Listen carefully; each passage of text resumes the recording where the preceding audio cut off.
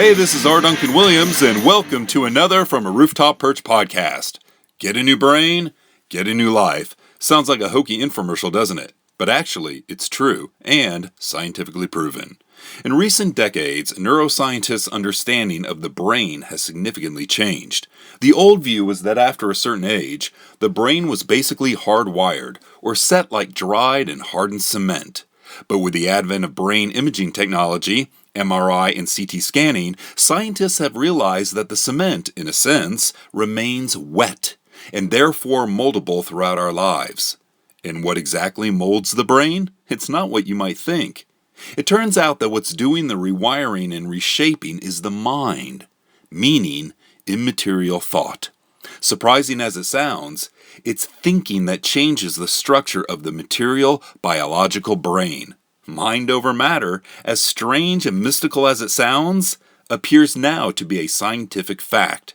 Human thoughts, whether they are good or bad, healthy or toxic, alter neurological pathways and even turn on and off certain genes. Neuroscientist Dr. Caroline Leaf states that 75% or more of physical and mental diseases are a consequence of toxic thinking rather than environment. I guess biology is finally catching up with Scripture. In the book of Proverbs, we read that as a man thinks, so he is. And in the 12th chapter of Paul's letter to the Roman Church, he encourages Christians not to live according to the thinking patterns of the world, but to transform themselves by renewing their minds.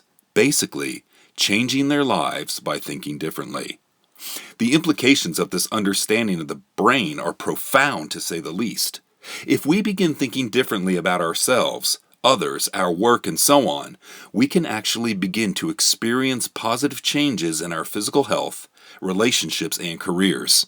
As you can tell, this topic gets me rather excited. So excited, in fact, that I wrote 2 books exploring it. My 2 ThinkWave books are allegories of the power of thought and the very real structural impact upon the brain. If you've heard about the books, but haven't read them, you might assume that they are only silly stories for younger readers, about a 13-year-old and an alien dog on a fantastical adventure. Now, on one level, it is just that, a fantastical adventure enjoyable for younger readers. But the real message of the books is actually targeted at adults. Let me explain.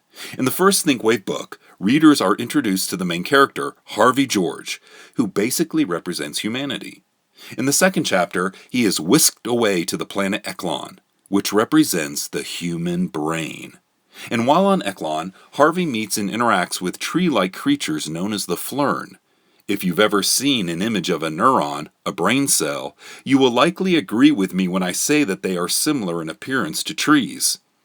Harvey is soon informed by the Flern that Exzel, the brain, and everything else in the universe are in peril. Dark forces known as the Vapid, symbolic of bad, toxic thinking, are poised to conquer and destroy the inhabitants of Exzel, Earth, and everything else in the universe. It's a fun read, but with a deeper purpose than mere entertainment. I love the way my wife Terry said it in a review of the first book. Sometimes we are personally transformed more effectively through the power of a story rather than a straightforward lesson.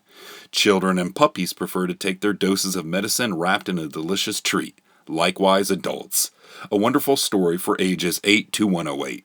Well said, Terry. My desire is that everyone, regardless of age, will read the books and be inspired to begin thinking about thinking.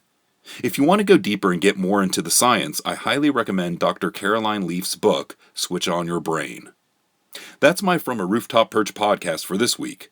Hope you will join me next time. Until then, you can listen to other podcasts and learn more about my ThinkWave books at my website, rduncanwilliams.com.